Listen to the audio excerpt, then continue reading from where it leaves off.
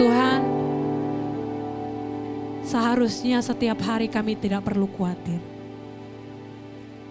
Sebab kami punya Engkau, Allah yang perkasa, Allah yang sanggup melakukan rencana perkara-perkara yang hebat di dalam hidup kami. Ajar kami Tuhan untuk berharap dan mengandalkan Tuhan. Ajar kami mau percaya di dalam janji-Mu. Ajar kami benar-benar percaya bahwa Tuhan Yesus sangat baik. Tuhan Yesus terlalu baik. Kami tidak perlu khawatir. Sebab Engkau beserta kami ya Tuhan.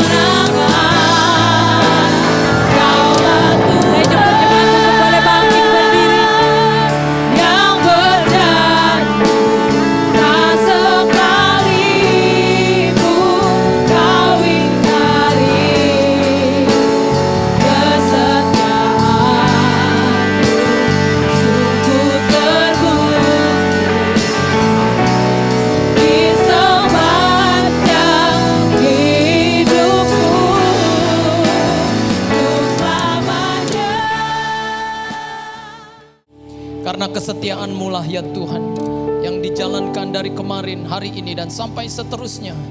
Engkau tetap ada bagi kami semua. Sampai hari ini, Engkau tidak pernah mengecewakan kami.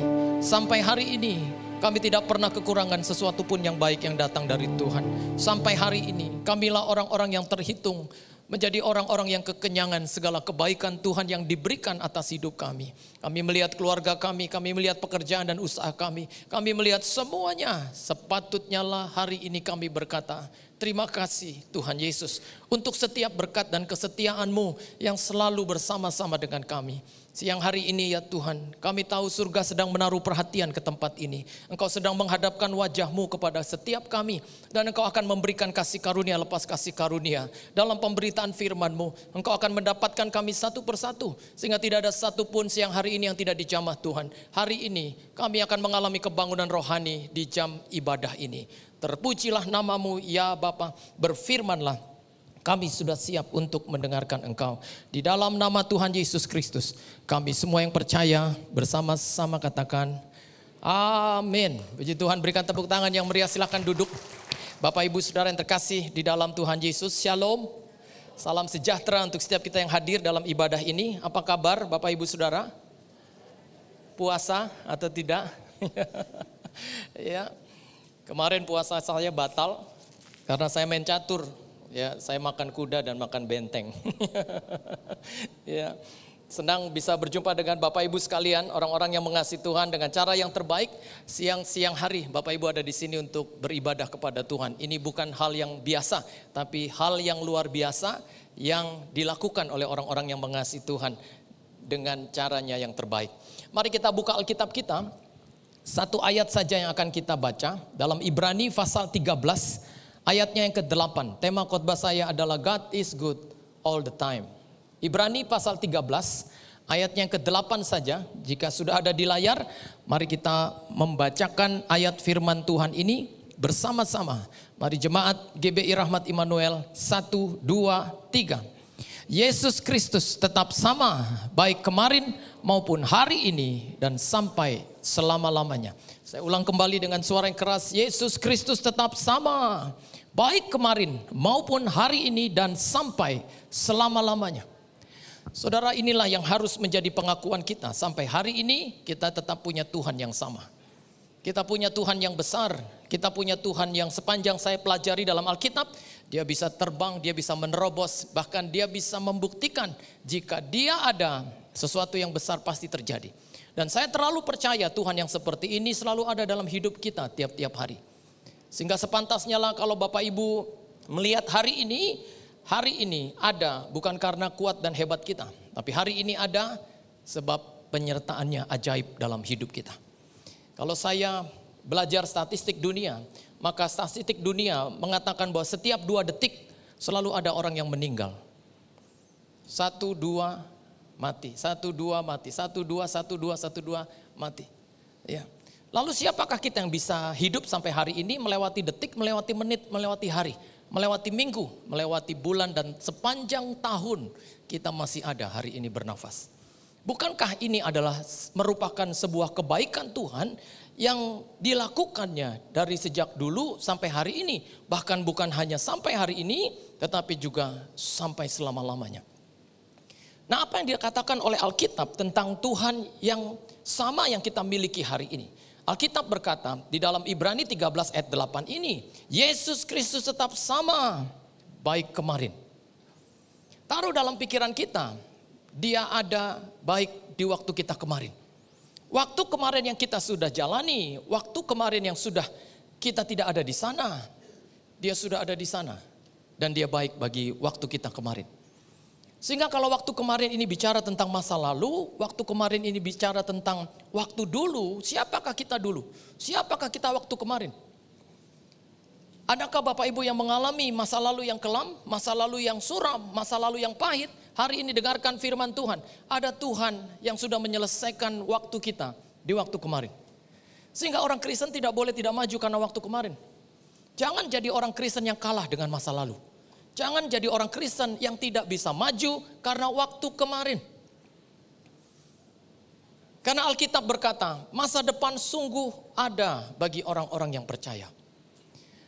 Saudara, beberapa tahun yang lalu, saudara bisa dikatakan berapa belas tahun yang lalu, ya, saya pernah berjumpa dengan seorang ibu yang usianya 80 tahun.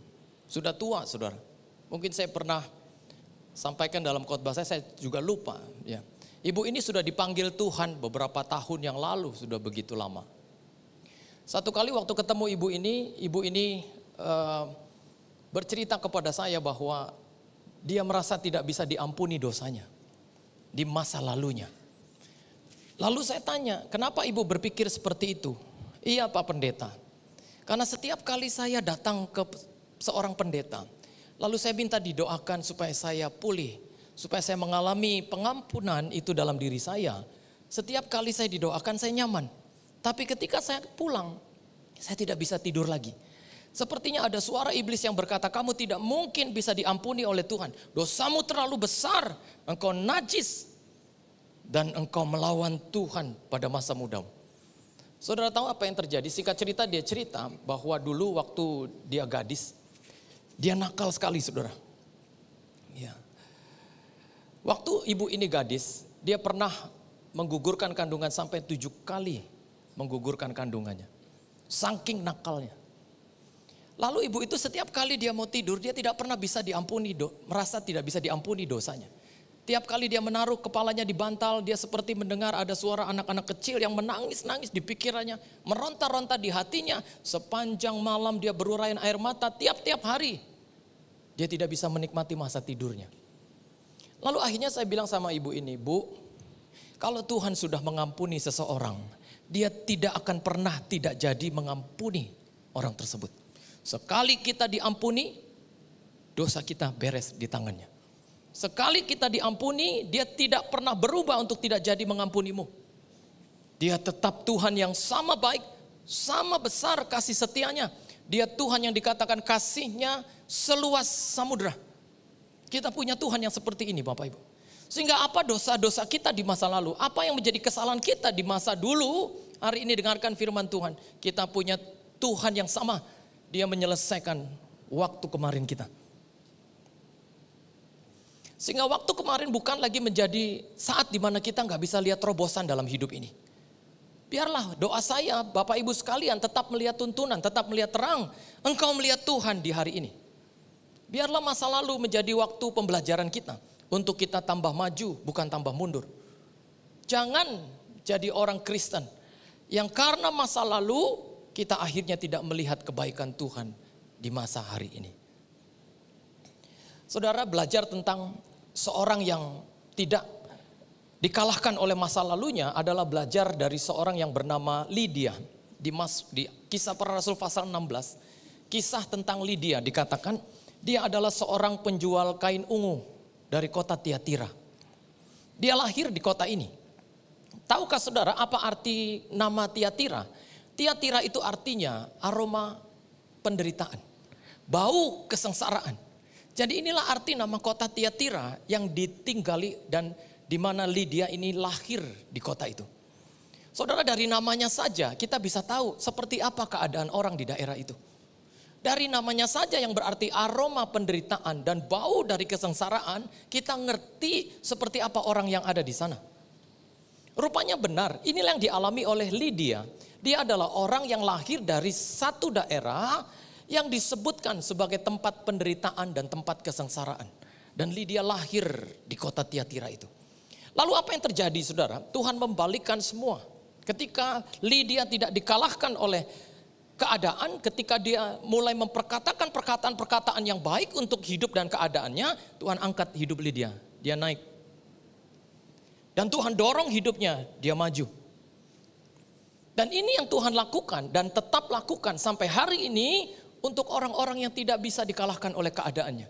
Orang-orang seperti itu adalah orang-orang yang bagaikan Lydia yang memperkatakan perkataan-perkataan yang baik untuk keadaannya. Lalu Lydia ini akhirnya saudara keluar dari Tiatira dan dia tinggal di kota Filipi dan akhirnya menjadi penjual kain ungu yang begitu mahal. Kain ungu pada waktu itu menjadi kain para bangsawan. Sampai-sampai kalau saudara baca dalam kitab sejarah di London, ya Ratu Elizabeth yang pertama itu melarang warganya, melarang rakyat untuk memakai kain ungu di negara itu, di kerajaan itu. Kenapa? Karena kain ungu haruslah menjadi kain khusus orang-orang kerajaan yang memakainya. Dan nyata-nyata kain ungu ini akhirnya menjadi kain yang paling mahal. Di zaman Lydia, kain ungu ini dibuat dengan cara yang tidak biasa, saudara. Satu helai kain ungu dibuat dengan 6.000 kerang mureks sampai 10.000 kerang murek yang dipecahkan ke satu kain putih, lalu cairannya ditumpahkan dan diusap, dan terus seperti ini diteteskan sampai 6.000, 10.000 kerang. Saudara bisa bayangkan, mungkin kalau kita ditanya, bisa nggak bikin kain ungu seperti Lydia? Oh saya bisa Pak, oke kita jalanin. Saudara baru bikin 100, mungkin saudara mikir, aduh astaga, baru 1.000, ya, baru 100, masih ada 900, udah 1.000 sekian. Aduh udah 1.000, masih ada 1.001, 1.002, 1.003, ya 6.000 kita harus pecahkan kerang. 10.000 kita harus pecahkan kerang, siapa kita? Udah mungkin kita langsung lari dari pekerjaan ini, tapi tidak dengan Lydia. Lydia pecahkan kerang murek itu 6.000 sampai 10.000 kerang. Saudara bisa baca sejarahnya, saudara bisa lihat di Google, saudara bisa lihat di sejarah Alkitab. Lydia adalah orangnya yang melakukan hal ini. Sehingga kain yang dijual oleh Lydia adalah kain yang bernilai tidak biasa. Karena dibuat dengan cara yang tidak biasa juga.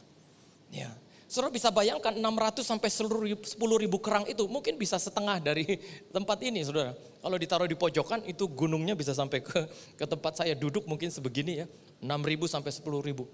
Saudara bisa bertahan seperti Lydia? Lydia bisa, dan dia melakukannya sambil berkata, aku akan keluar dari penderitaanku. Aku akan keluar dari kesengsaraanku. Sampai 10.000 kerang dia baru menghasilkan satu kain ungu yang begitu bernilai harganya. Sehingga kalau saudara baca di kitab sejarah, Lydia itu adalah seorang wanita yang tangannya kasar, saudara. Ya, coba sedikit saudara elus-elus telapak tangan saudara. Kasar apa halus yang ibu-ibu? Ya, dari sini aja saya lihat mukanya glowing-glowing, nggak mungkin tangannya kasar-kasar. Ya, biasanya kita apa tuh? Manikur, pedikur, tekukur apa? Biasanya udah kalau ke salon udah tinggal begini, ada yang potongin kukunya, ada yang kasih melaminnya yang biar mengkilap-kilap gitu ya. Ada yang bersihin kukunya. Waduh, pinggirnya diatur supaya kukunya tuh halus gitu ya. Sehingga ibu-ibu enggak heran kalau lagi ngomong gitu. Oh iya, Pak. Supaya orang tahu kalau ini kukunya bagus banget gitu ya. Jadi, saya pastikan ibu-ibu dan saudara-saudara wanita di sini tangannya halus. Tapi tidak dengan Lydia. Di kitab sejarah Filipi, saudara, Lydia ini disebut wanita yang tangannya bukan hanya kekar, tapi kasar. Jadi kalau orang salaman dengan Lydia itu bisa sampai terluka loh, kegores karena kasarnya tangan Lydia. Ya. Sampai ada satu kali cerita, ada orang habis salaman sama Lydia, saudara. Waktu dia jalan, orang lihat, ada yang netes dari tangan kamu. Rupanya yang netes itu adalah darah. Karena habis salaman dengan Lydia. Ya. Bayangkan 6.000 kerang, saudara. Ya, 10.000 loh kerang tiap minggu, berapa kali bikin kain ungu. Dia lakukan dengan setia. Akhirnya Tuhan angkat hidup orang yang seperti ini, yang tidak mau dikalahkan oleh keadaannya. Lydia akhirnya selalu ajak wanita-wanita di zaman itu di Filipi ke sinagoge, berdoa, membacakan doa syafaat. Dulu wanita-wanita gak boleh khotbah, saudara, gak boleh berdiri di mimbar. Jadi Lydia dan teman-teman wanitanya ini hanya menunggu kalau ada hamba Tuhan lewat, lalu dia ajak berhenti, disuruh kasih firman Tuhan diberitakan kepada mereka. Akhirnya wanita-wanita di Filipi bertumbuh imannya luar biasa gara-gara seorang Lydia yang dipakai Tuhan luar biasa. Sehingga sejarah gereja ortodok akhirnya membuat patung dari wanita yang bernama Lydia ini. Dia dijuluki seorang misionari pertama di Filipi yang memenangkan kota Filipi pertama kali untuk Tuhan. Dia orang yang luar biasa. Dan Lydia adalah orang-orang yang gambaran dari orang-orang yang memiliki kata-kata baik dalam hidupnya. Istri saya seorang apoteker, saudara. Dia bilang begini, Pak, kata-kata itu seperti obat tahu. Kalau kadarnya sesuai, dia bisa mendatangkan manfaat. Tetapi jika berlebihan, malah bisa membunuh kita. Jadi motonya apoteker itu begini, benar dosis, benar waktu, benar pasien. Ya, tepat dosis, tepat waktu, tepat pasien. Jangan sampai pasiennya salah, saudara. Jangan sampai memberikan obatnya di waktu yang salah. Jangan sampai apalagi memberikannya di dosis yang salah. Jadi kata-kata itu sama. Kalau kadarnya sesuai, dia bisa mendatangkan manfaat. Tapi kalau berlebihan, malah bisa membunuh kita. Ya. Jadi kalau kita belajar tentang bagaimana kita memperkatakan kata-kata yang baik, saya mau beritahu buat saudara, sebagian besar masalah kehidupan itu bersumber dari ini, mulut. Kalau kita nggak salah makan, ya salah ngomong. Kan ada pepatahnya bilang, kalau nitip uang bisa kurang, nitip omongan bisa nambah. Saya kalau lagi ngajar nih, saya lihat ada mahasiswa saya nggak kelihatan udah 2 kali. Terus saya bilang, si ini mana? Oh ya Pak, dia nggak masuk. Oh, kasih tahu dia ya, Pak Julius cari. Oh iya Pak. Nanti anak mahasiswa yang saya bilangin ini dia ke asrama. Terus dia bilang sama temennya nggak datang. Tahu nggak? Tadi Pak Julius di kelas dia cari kamu, tahu? Matanya melotot, mukanya merah sambil tolak pinggang, dia bilang cari dia sampai dapat. Hah? Yang benar kamu? Iya. Tanya itu semua satu kelas. Padahal saya cuma bilang lihat absen, tolong kasih tahu dia ya. Dicari Pak Julius. Iya Pak. Nitip uang bisa kurang, nitip omongan bisa nambah. Apalagi nitip uang kalau sama anak asrama. Kita kasih tolong kembaliin ini 100 ke si ini ya. Iya Pak, siap. Doninya ketemu seminggu lagi. Gimana Don? Udah dapat uang titipan saya? Udah Pak. Berapa? 75 katanya. Hah, kok 75? Saya kasih 100 ya. Jadi Bapak Ibu yang terkasih di dalam Tuhan, kadang kita nggak tahu isi hati orang. Tapi kadang orang itulah yang memberitahu kepada kita melalui apa? Melalui kata-katanya. Jika kita ingin tahu isi hati seseorang, lihat kata-katanya. Kalau dia sedih, pasti kata-katanya juga nggak jauh-jauh dari situ. Ya. Makanya saudara, Daud pernah berkata kepada Tuhan, Tuhan, awasilah mulutku, berjaga-jagalah di pintu bibirku. Kenapa? Karena supaya kata-kata kita baik, kata kita tidak sembrono, kata-kata kita menjadi kata-kata yang bisa menyenangkan hati Tuhan, lalu bisa kita katakan terhadap keadaan kita. Saudara tahu, kalau keadaan itu bisa berubah, kadang bukan karena perubahan yang terjadi di dalam hidup kita, tapi karena kata-kata kita lah yang bisa merubah dunia kita. Kata-kata itu bisa merubah, bisa membuat duniamu, bisa membuat lingkunganmu, bisa membuat atmosfermu. Sehingga Alkitab katakan, hati-hati, mulut kita adalah harimau kita. Kenapa dikatakan harimau? Karena kalau kita nggak jaga, maka kata-kata itu bisa melukai orang dengan buasnya. Tidak demikian dengan Lydia, dia tahu kata-katanya berdampak untuk keadaannya. Sehingga dia berkata untuk waktunya kemarin, aku berkata kepada Tiatira dalam nama Yesus, ada orang yang besar keluar dari Tiatira, keluar orang yang besar, yang berguna, yang menjadi hamba Tuhan, yang melayani Tuhan. Akhirnya benarlah apa yang dikatakan oleh Lydia. Tuhan itu baik pada waktu kita kemarin, saudara. Lalu dalam Ibrani 13 ayat 8 tadi dikatakan, dia baik bukan hanya waktu kemarin, tetapi dikatakan kemudian, dan hari ini, kata Ibrani 13 ayat 8 itu. Maupun hari ini, dia baik hari ini untuk saudara. Adakah di antara saudara hari ini khawatir dalam hidupnya? Adakah di antara saudara hari ini yang sedang bimbang? Dengarkan firman Tuhan. Dia baik bukan hanya untuk kemarin, tapi juga untuk hari ini ketika saudara sedang bingung dengan masalah yang sedang saudara hadapi. Ketika saudara memiliki kesulitan-kesulitan dalam hidup kita. Sehingga kalau kita punya Tuhan yang seperti ini, saudara, biarlah kita menjadi orang-orang yang sadar kita nggak bisa hidup tanpa Tuhan. Dalam Yohanes pasal 15 ayat 5 dikatakan, di luar aku kamu tidak akan bisa berbuat apa-apa. Benarlah perkataan ini. Karena memang benar tanpa Tuhan kita ini nggak dapat berbuat apa-apa, saudara. Mungkin saudara berkata, loh bukankah kalau kita bisa sampai di hari ini juga karena apa yang kita lakukan? Benar. Bahwa saudara juga melakukan, tapi hidup ini ada sumbernya. Dan sumber itu adalah Tuhan. Awal dari semua yang baik yang kita terima. Percayalah ada kebesaran Tuhan di balik hidup saudara selama ini. Kalimat Yohanes berkata, biarlah ia semakin besar dalam Yohanes 13 ayat 30. Tetapi aku semakin kecil di hadapannya. Benar, karena orang yang benar adalah orang yang pasti mengalami kebesaran Tuhan itu sendiri. Berikan tepuk tangan yang meriah bagi Tuhan. Ya. Kadangkala harus pakai supporter tepuk tangan. Tunggu tanggal mainnya. Terima kasih Bu. Ya. Jadi kalau saudara tahu bahwa ada Tuhan yang besar, maka tidak peduli apa keadaan kita. Tidak peduli apapun yang terjadi, kita tetap akan mengalami kebaikan Tuhan. Suami akan mengalami kebaikan Tuhan, istri akan mengalami kebaikan Tuhan. Beberapa waktu yang dulu, saya pernah kedatangan seorang bapak, udah punya cucu 3. Dia masih nanya, Pak, jangan-jangan istri saya itu bukan jodoh saya. Aduh, saya mau keluarin tangan saya dari kantong terus mau tabuk. Saya mau bilang terlambat Pak, telat.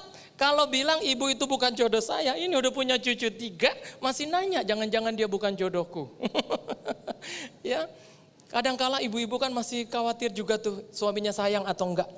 Ya, seorang bapak datang ke saya, Pak, ini saya gimana ya Pak? Uang udah dipegang istri, ATM sama istri, rumah juga atas nama istri. Dia tadi nanya, kamu masih sayang gak sih sama aku?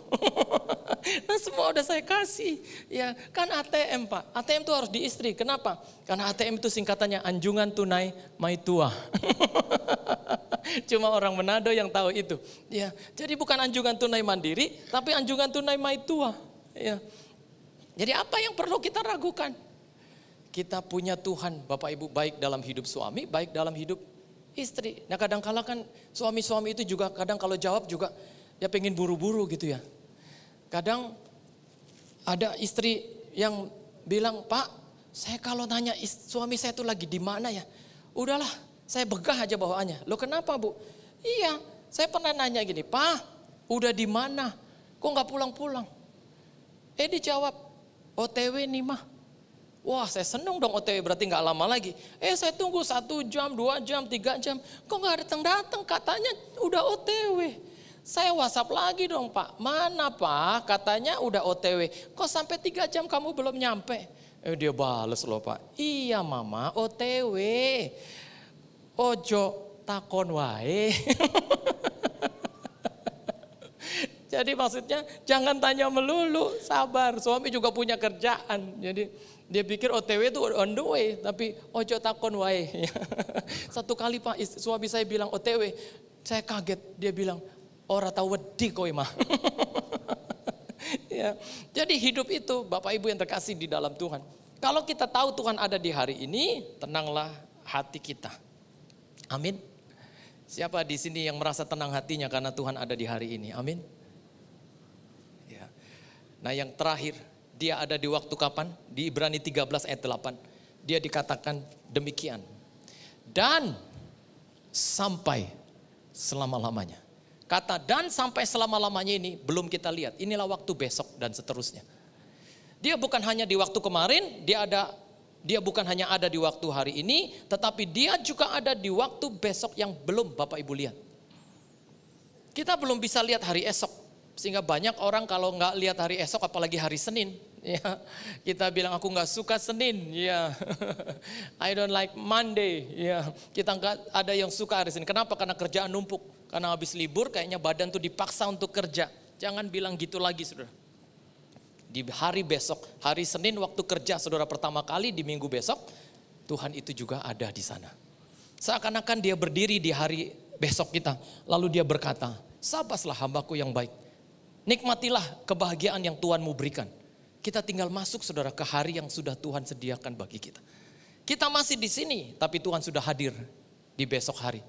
Untuk menyediakan semua yang terbaik untuk menjamu kita sebagai orang-orang yang dikasihinya. Wah luar biasa.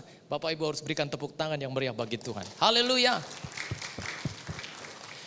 Sehingga kalau kita dengar-dengar kata-kata dunia yang menakutkan saudara. Saya bilang kepada banyak orang, jangan hidup hanya karena jarene. Tahu jarene? Katanya. Ya. Ada orang yang hidup karena katanya. Jangan saudara. Hidup karena saudara melihat dan menyaksikannya. Kalau cuma katanya jangan. Lalu kita menilai, lalu kita menyalahkan. Jangan. Biarlah kita melihat sendiri, menyaksikan sendiri. Dan kita jadi orang-orang yang selalu berkata, waduh kalau katanya mas saya nggak mau dengar dah.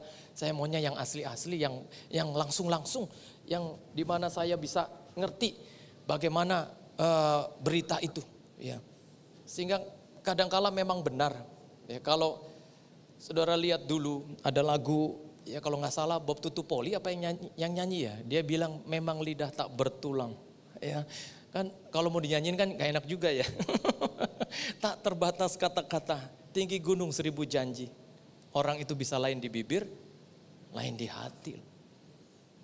Jadi biarlah kita dapat tuntunan, kita dapat penyertaan Tuhan, kita dapat kasih karunia, lalu kita jalankan hidup kita, kita maju bersama dengan Tuhan dalam hidup kita sebagai orang-orang yang percaya. Jangan pernah khawatir saudara, kalau Tuhan pegang hidup kita di waktu kemarin, di waktu hari ini, di waktu besok, maka 3 bidang waktu kita, Tuhan sudah ada di dalamnya. Saya pernah baca buku tulisan J. Verkuil, seorang teolog dari Belanda, yang cukup terkenal di Indonesia saudara. Verkuil pernah mengatakan bahwa kekhawatiran itu ibarat nenek yang cerewet. Ya. Lalu dia mengupas dalam bukunya, jika dia diusir keluar dari pintu depan, maka kekhawatiran itu dia akan masuk dari pintu belakang. Kalau dia diusir dari pintu belakang, dia akan masuk sambil membuka pintu depan lagi. Lalu kadang kalau pintu gak bisa dibuka, dia masuk lewat jendela. Nah dengan perkataan lain, sesungguhnya kekhawatiran itu kita gak kehendaki. Tapi kekhawatiran itu seringkali menggerogoti hidup seseorang. Sampai orang itu akhirnya tidak bisa melihat keadaan dengan wajar dan baik saudara. Saudara siapa yang tidak nangis? Kemarin ada dengar kan di penjaringan? Ada satu keluarga menjatuhkan diri, 4 orang. Suami, istri, dan 2 orang anak yang masih remaja. Mereka sama-sama menjatuhkan diri dari lantai 21 apartemen di penjaringan. Lalu diikat satu dengan lain. Bapaknya ikat anaknya yang perempuan, tangannya diikat sama anaknya perempuan, ibunya diikat sama anaknya laki-laki. Saudara tahu, menurut kesaksian orang-orang yang ada melihat kedatangan mereka, itu anak laki-lakinya yang remaja, ada yang lihat bahwa dia gak mau sebetulnya melakukan hal itu. Sampai kedengaran sama orang yang lihat mereka lagi jalan, anak itu bilang, gak mau. Tapi karena khawatir yang begitu tinggi dari papa mamanya, mereka sudah putus harapan, mereka sudah gak bisa melihat jalan, mereka sudah buntu, mereka sudah gelap. Akhirnya ini yang diambil saudara. 4 orang itu akhirnya terjun sama-sama dari lantai 21, dari rooftop, 21,5 ya. Dia dari lift, waktu masuk lift ya bapak ibu sudah lihatlah bagaimana mereka. Di lift ibunya, bapaknya kumpulin handphonenya, anaknya satu-satu, dimasukkan dalam tas. Lalu mereka keluar di lantai 21, lalu dari keluar lift mereka masuk ke tangga darurat untuk naik ke atas. Dan mereka sampai di rooftop dan jatuh sama-sama dari lantai 21, berbarengan tewas seketika. Jangan kehilangan Tuhan saudara dalam masalah kita.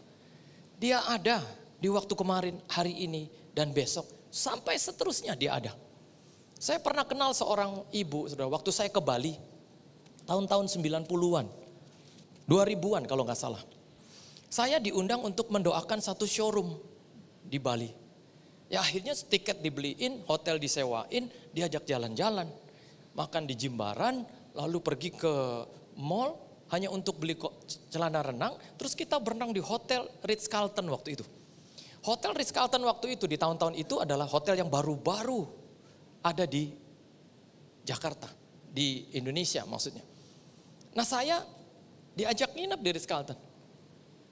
Lalu tiba-tiba ketika kami jalan sesudah berenang, sesudah makan, sesudah jalan-jalan, saya ketemu dengan seorang ibu dikenalkan. Pak, ini kenalkan ibu ini. Kok ada Tokopedia ya bunyi. Padahal saya gak pesen apa-apa nih, jangan-jangan orang rumah. Ya. Nah akhirnya saya dikenalkan oleh seorang ibu ini bilang, Pak ini ibu ini. Oh ya bu. Ya puji Tuhan bu, saya pendeta Julius. Iya Pak, wah lagi hamil ya bu. Iya Pak, ini udah 7 bulan, doakan supaya anak saya lahir dengan selamat. Oh iya bu, ayo kita berdoa Tuhan berkati, berikan kelancaran, kesehatan, kekuatan dan berkat Tuhan sampai anak ini lahir dengan selamat. Dalam nama Yesus, amin. Udah selesai doa, saya pulang ke Jakarta, kita juga bubar semuanya. Sudah 2 tahun saya tidak ketemu lagi, saudara. Tiba-tiba waktu di kantor, satu kali saya ada di kantor rektorat. Saya biasanya setiap hari itu pasti ada koran di meja saya, di ruang kerja saya. Nah saya baca koran, saya baca gitu ya, udah selesai. Nggak lama jam 9-nya ada telepon dari ibu yang pernah ngajak saya ke Bali. Pak, Bapak udah baca belum koran Kompas hari ini? Oh udah Bu, udah lihat itu ada seorang ibu yang menjatuhkan diri dari lantai 19 sambil menggendong anaknya, mereka jatuh di lantai 9. Kebentur dinding-dinding apartemen, lalu mereka jatuh sama-sama di bawah. Tewas seketika Pak. Oh ya? Waduh, coba saya cari dulu korannya, saya lihat. Oh iya benar ini Bu. Terus kenapa Bu? Lah itu ibu yang Bapak doakan waktu kita di Bali. Hah? Waduh jantung saya copot, saya pungut lagi saudara. Saya kaget dengar berita itu. Ya, jadi ibu itu yang pernah kita doain ditumpang tangan. Iya Pak. Cuma sayangnya diajak anaknya yang masih kecil.